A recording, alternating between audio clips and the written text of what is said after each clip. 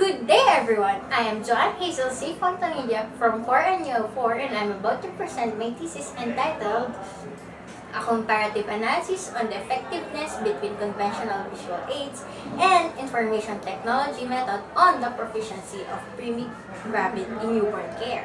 First thing I would like to stress is the importance of newborn care teaching.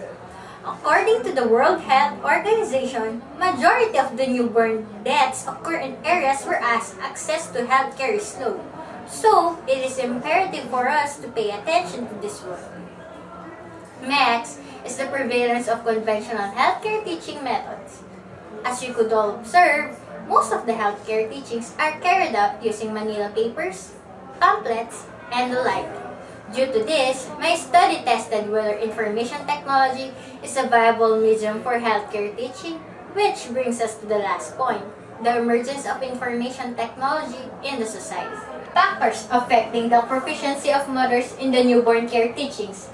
First is the demographic profile, where you can see the educational attainment, income level, location, residing in rural or urban area. Previous knowledge on the newborn care, which you can see the access of newborn care teaching before pregnancy and the access of newborn care teaching during pregnancy. And the variables of interest, which is the lecture medium, which probably affects the enthusiasms of mothers participating in newborn care teachings, which consequently will affect the post-test scores of the samples, which measures the proficiency of mothers in newborn care teachings.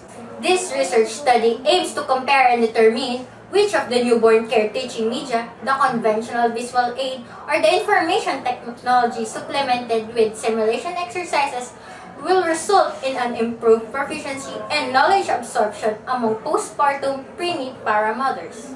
This research study aims to compare the effectiveness of conventional visual aids in contrast to information technology and simulation exercises on the proficiency of preemie para mothers in healthcare teaching. My first objective is to determine whether or not there will be difference in the proficiency level of postpartum preemie para mothers after exposed on lectures with different medium. The second one is to determine the relationship between enthusiasm of the postpartum preemie para mothers to participate and the kind of media in which a lecture was operationalized. The third one is to determine whether that demographic profile and other extraneous variables which cannot be controlled would affect the cognizance of postpartum preemie para mothers. I got my sample from 5 Quezon City public hospitals and semi-private lie-ins, which was endorsed to me by Ms. Jean Barin, which was also endorsed to me by my father, Attorney Lauro Fontanilla. My sample postpartum preemie para mothers, I got them by using the simple random sampling.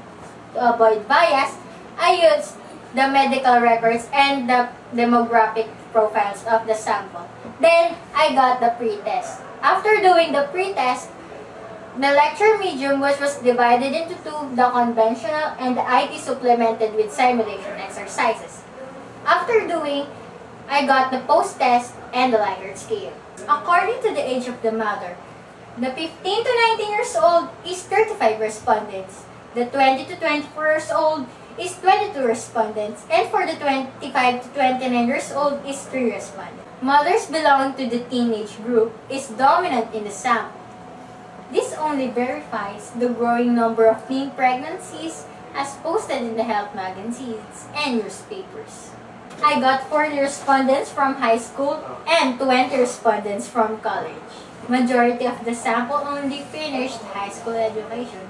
This only means that they lack knowledge on newborn care. This table shows the pre-test and post-test scores of conventional health teaching. For the pre-test scores, my mean is 8.33, while the post-test scores, my mean is 10.700. The p-value is 0.000, which means highly significant. So this table shows the pre-test and post-test scores for IT health teaching. For the pre-test mean is 8.8333. And for the post-test mean is 30.8333. For the p-value is 0.000, which means highly significant. So this table shows the difference of scores between IT and conventional. For the conventional is 2.37, and for the IT, it's 5.00. So this table shows the difference of pre-test scores and post-test scores of conventional and IT method. So for the conventional, my mean is 2.3667, and for the IT, my mean is 5.000. The p-value is 0.017, which means significant. Overall, we can see a better improved scores on the group exposed to information technology and simulation exercises than those who were exposed to conventional health teaching method. For the conventional enthusiasm, it's 31.93. While for the IT, it's 49.00. So this table shows the mean of enthusiasm to respondents to health teaching of conventional and information technology. So for the conventional, my mean is 31.9333. And for the IT, my mean is 49.000. For the p-value, it's 0.000, which means significant. So as you can see, the enthusiasm of the mothers and their level of participation is deemed better when they are exposed to information technology with simulation exercises than those exposed in conventional healthcare teaching methods. The post-test scores had dramatically increased under the information technology method. Respondents' level of enthusiasm to participate is more likely higher if they are subjected to IT as teaching medium. The two-tailed test results show that there is a significant difference between the pre-test and the post-test scores of the respondents under the information technology health teaching method. Therefore, alternative hypothesis is accepted. Based on the data collected and collated, both health teaching strategies provided learning to the respondents. However, the information technology health teaching method was more effective in this study. Also, this study provides that the use of technology is more effective than teaching personnel assisted study. Moreover, combined use of technology and teaching personnel assisted method will be greatly effective in enhancing the learning skills, knowledge, and attitude of the respondents and other learning groups in the conducted study. Postpartum preemie-para mothers respond better to newborn care teaching when information technology together with simulation exercises is used as a medium. The use of IT and simulation exercises to ensure quality healthcare teachings on these levels. Number 2 is to develop other health teaching strategies through combining different teaching methods to ensure maximum learning experience. Number 3 is to conduct the research with larger sample of respondents to evaluate if the results would be applicable to a larger group and to build the credibility of the study. Number 4 is to conduct the research for a longer period of time or through a series of sessions to test if the results would still be consistent.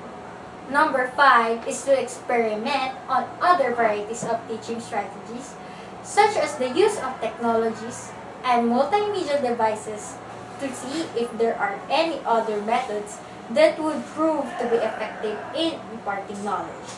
Number 6 is to do research using different respondents in a different setting. So, thank you for viewing my video. Once again, I'm Joanne Hazel C. Fontanilla from 4NUO4, and do please vote for me. Thank you!